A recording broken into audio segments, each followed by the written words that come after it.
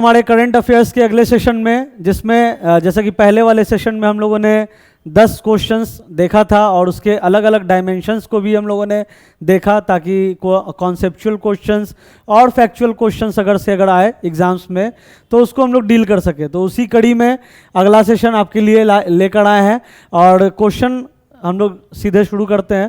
तो India recently adopted the digital work plan 2023 along with which block? Bharat ने हाल ही में किस ब्लॉक के साथ डिजिटल कार्य योजना 2023 को अपनाया है? तो ये आपका क्वेश्चन है, डिजिटल कार्य योजना, जो कि बहुत चर्चा में भी है। डिजिटल कार्य योजना 2023, इंग्लिश में बात किया जाए तो डिजिटल वर्क प्लान 2023। सभी एग्जाम्स में करंट अफेयर्स कितना इंपॉर्टेंट रोल निभाता है सभी को पता है, और करंट अफेयर्स से क्वेश्चंस बहुत ही इंपॉर्टेंट आते भी हैं एग्जाम्स में और बहुत ही इंपॉर्टेंट रोल भी प्ले करते हैं जो आपका सफ़र है शिक्षा से सिलेक्शन की ओर तक का, उसमें। तो इसमें पहला क्वेश्चन आपको दिख रहा होगा कि भारत ने हाल ही में किस ब्लॉक के साथ डिजिटल कार्य योजना 2023 को अपनाया है? ASEAN, G20, G7, SAARC. G20 की अध्यक्षता भी भारत करने वाला है, हम सभी को ये पता है, और इसका करेक्ट आंसर जो होगा आसियान होगा। ठीक है, डिजिटल वर्क प्लान 2023 जो है इंडिया आसियान के साथ मिलके कर रहा है। आसियान क्या है? आसियान का full form the association of south east Asian Nations. The third ASEAN digital ministers ADGMIN meeting with India was held on a virtual platform. India and Philippines co-chaired the meeting and adopted India ASEAN digital work plan 2023। ठीक है, तो भारत के साथ तीसरी ASEAN digital मंत्रियों की बैठक के एक आभासी मंच पर आयोजित की गई और भारत और फिलीपींस ने बैठक की सह अध्यक्षता की और भारत आसियान डिजिटल कार्य योजना 2023 को अपनाया। आगे बढ़ते हम लोग दूसरे क्वेश्चन पे फटाफट। Which state union territory announced an inflation relief package of ₹19,000 crore in the states budget for 2023-24? States का बजट आना शुरू हो गया है, बिहार का भी रिसेंटली आया था और भी अलग अलग स्टेट्स लाइक राजस्थान का भी बजट काफ़ी ज़्यादा चर्चा में था कि वहाँ के जो चीफ मिनिस्टर थे उन्होंने पिछले साल वाला हूबहू बजट पढ़ दिया था, तो ये काफ़ी न्यूज़ में भी रहा था, काफ़ी ट्रोल भी होते उस कारण से। क्वेश्चन पूछ रहा है किस राज्य केंद्र शासित प्रदेश ने 2023-24 के लिए राज्य में बजट में जो है 19,000 करोड़ रुपए ऐड किया है, मुद्रास्फीति राहत पैकेज की घोषणा की है? तो वो होगा आपका ऑप्शन है आपका उत्तराखंड, गुजरात, राजस्थान और है आपका पंजाब। तो इसका करेक्ट आंसर होगा आपका राजस्थान। ठीक है, इसका करेक्ट आंसर आपका राजस्थान होगा। क्यों होगा?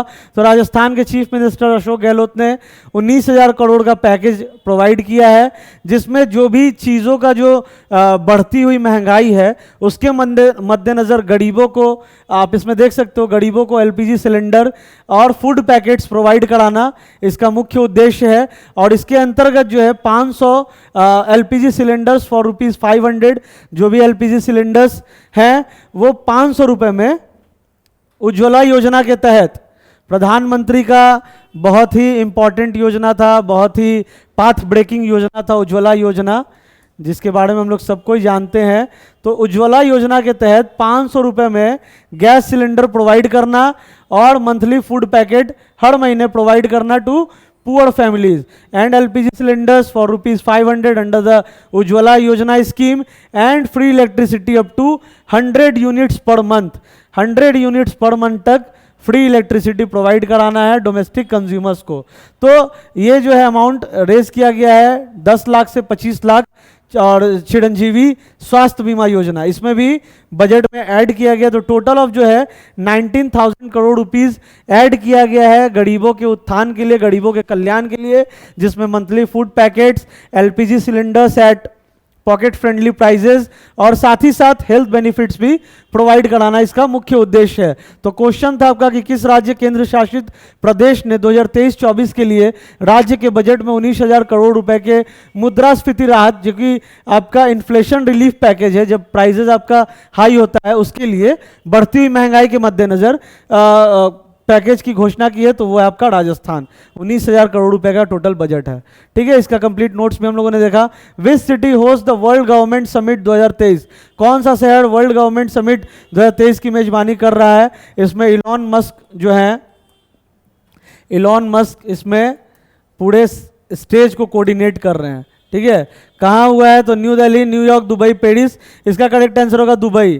ठीक है, वर्ल्ड गवर्नमेंट समिट 2023 ये फेब में आपका हो चुका है, फरवरी में आपका हो चुका है, लेकिन इंपॉर्टेंट है एग्जामिनेशन पॉइंट ऑफ व्यू से, क्योंकि वर्ल्ड गवर्नमेंट समिट 2023 का एडिशन है ये, तो ये आपका दुबई में हुआ है। इसके नोट्स को एक बार हम लोग देख लेते हैं। World government summit 2023 is being held in Dubai.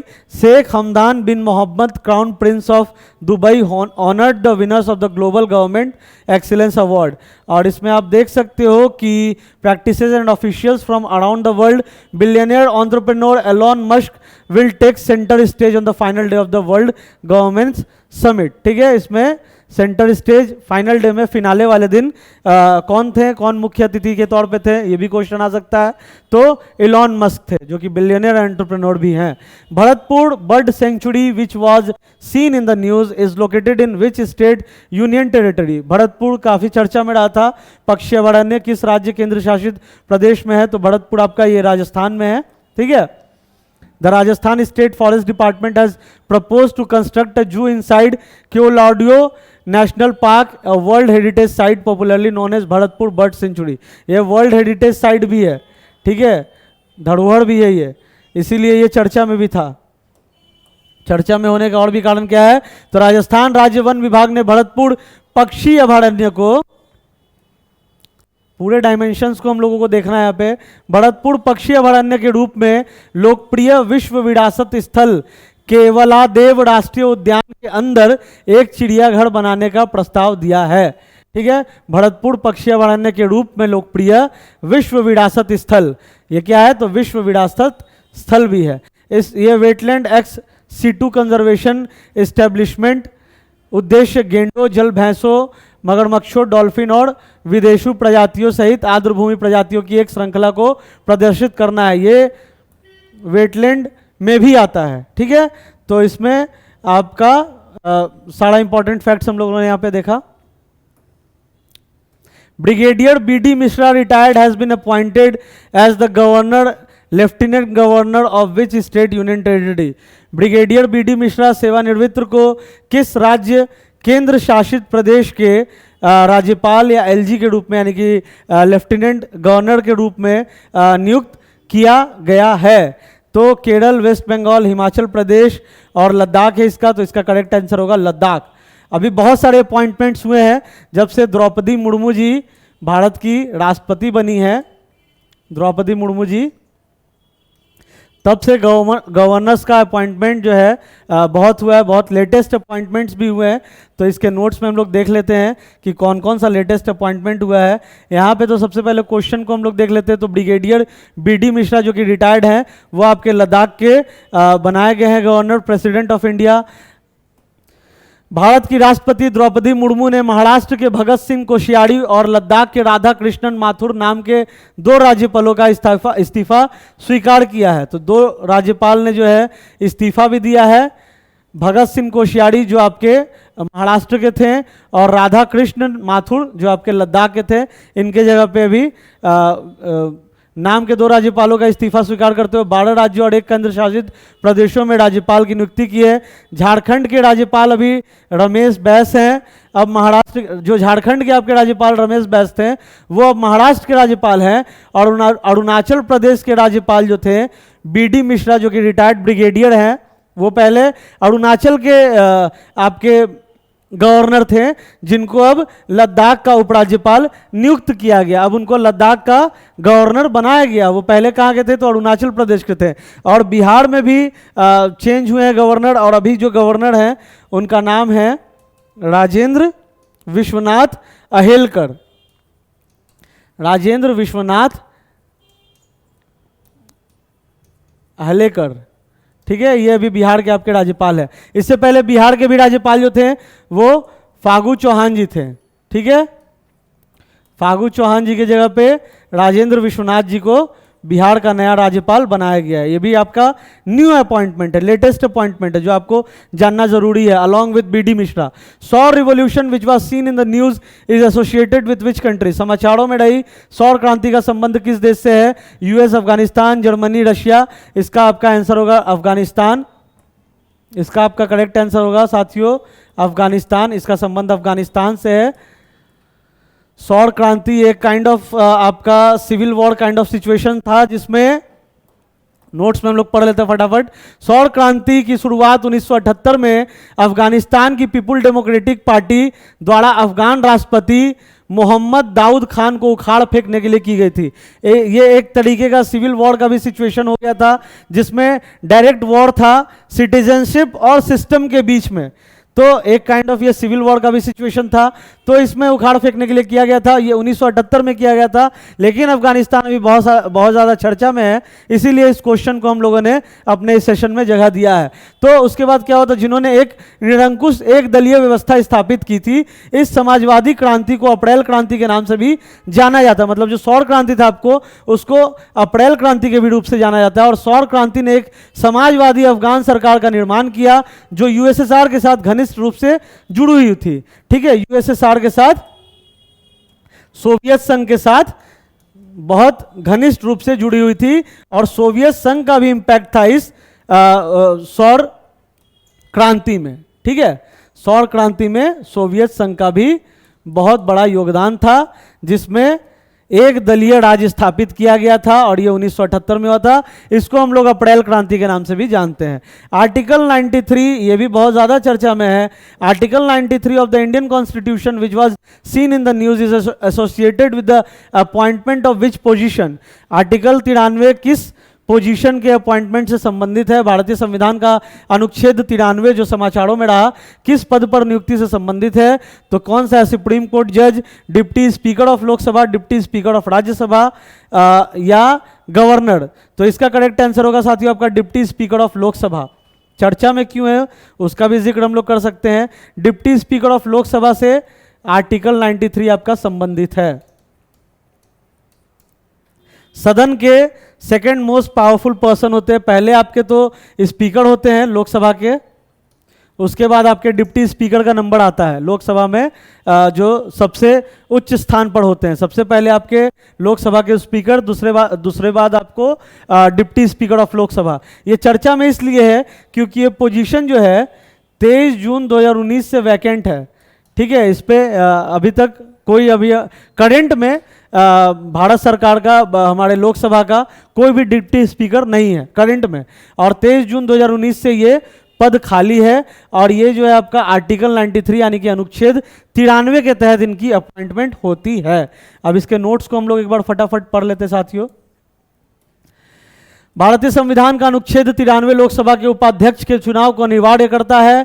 Lok Sabha के उपाध्यक्ष लोकसभा में दूसरे सर्वोच्च पद के विधायी अधिकारी होते हैं, जैसा मैंने आपको बताया। सुप्रीम कोर्ट ने हाल ही में केंद्र और 5 राज्यों राजस्थान, उत्तराखंड, मध्य प्रदेश, उत्तर प्रदेश और झारखंड को डिप्टी स्पीकर का चुनाव करने में विफल रहने पर नोटिस जारी किया था। ठीक है, वो स्टेट की बात थी, यहाँ पे लोकसभा की बात थी। विच union ministry release the draft Jio heritage sites and Jio relics bill? किस केंद्रीय मंत्रालय ने ड्राफ्ट भू विरासत स्थल और भू अवशेष विधेयक जारी किया है?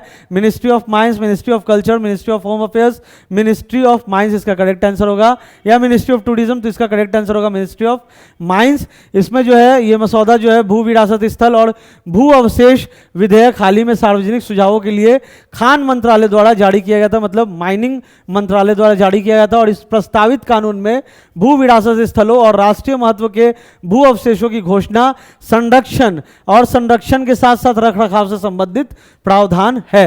ठीक है, अगला क्वेश्चन हम लोग देखते हैं। Section 133A of IT act which was seen in the news was used to undertake surveys in which office?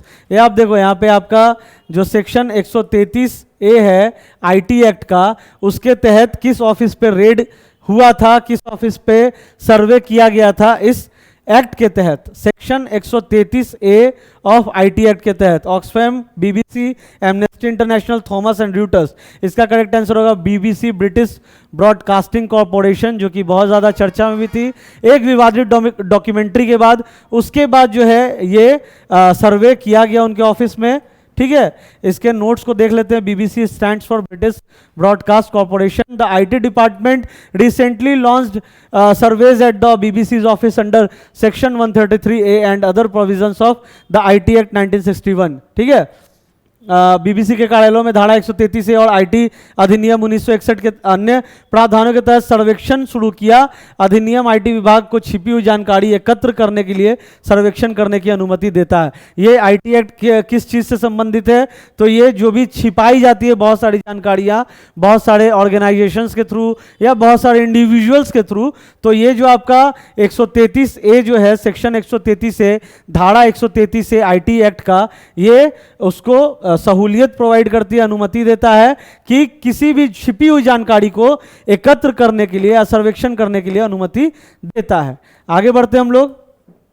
Which state recently approved competitive examinations ordinance to prevent unfair means in recruitment? हाल ही में किस राज्य ने भर्ती में अनुचित साधनों को रोकने के लिए प्रतियोगी परीक्षा अध्यादेश को मंजूरी दी है? गुजरात, बिहार, उत्तराखंड, तेलंगाना। तो इसका करेक्ट आंसर होगा आपका उत्तराखंड। हालांकि ये बिहार के लिए बहुत ज़्यादा ज़रूरी है क्योंकि अक्सर देखा जा रहा है अभी बिहार में कि बहुत सारे पेपर्स लीक हो रहे हैं ड्यू टू डिफरेंट रीजंस। तो यहाँ पे इसका करेक्ट आंसर होगा उत्तराखंड।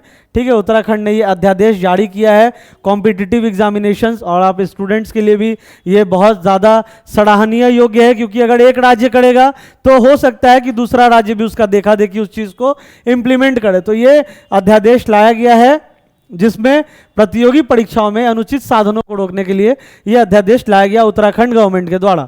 ठीक है, इसका नोट्स में हम लोग देख लेते हैं। तो उत्तराखंड प्रतियोगी परीक्षा भर्ती में अनुचित साधनों के नियंत्रण और रोकथाम के लिए उपाय अध्यादेश 2023 को राज्य सरकार ने हाल ही में मंजूरी दी। इस अध्यादेश का उद्देश्य प्रतियोगी परीक्षाओं की प्रक्रिया पर प्रतिकूल प्रभाव डालने वाले अपराधियों को रोकना है। जो भी अपराधी, जो भी क्रिमिनल्स इससे रिलेटेड है उसको रोकना है, और धोखाधड़ी विरोधी कानून में दोषियों के लिए 10 करोड़ रुपए तक का भारी और आजीवन कारावास का प्रावधान है। तो देखो, जब तक सिस्टम को टाइट नहीं करोगे तब तक लोगों में सिस्टम का खौफ, सिस्टम का डर नहीं होगा।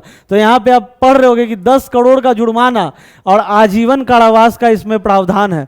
तो ऑब्वियस सी बात है कि जब चीज़ें टाइट होंगी तो बहुत चीज़ें जो हैं सुधरेंगी भी। तो ये था अभी का आज का टॉप 10 करंट अफेयर्स का क्वेश्चंस, जिसमें हम लोगों ने पूरे कंप्लीट डिस्क्रिप्शन को भी देखा और इसका पूरा पीडीएफ हम लोग अपने टेलीग्राम चैनल पे भी डाल रखा है हमने। आप जाके पीडीएफ वहाँ से डाउनलोड कर सकते, देख सकते हैं, और हमारे साथ जुड़े रहिए क्योंकि ये करंट अफेयर्स का सेशन अभी लंबा चलेगा और रेगुलर चलेगा।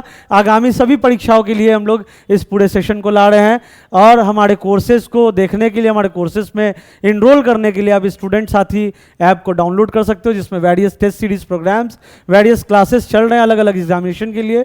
तो जाइए, उसको भी अपना प्यार दीजिए, चैनल को सब्सक्राइब कीजिए ताकि जो भी अपडेट हमारे चैनल पे आए उसको आप घंटा भर भी मिस ना कर पाएं। तो thanks for watching this entire video and all the very best for the upcoming examination. Thank you.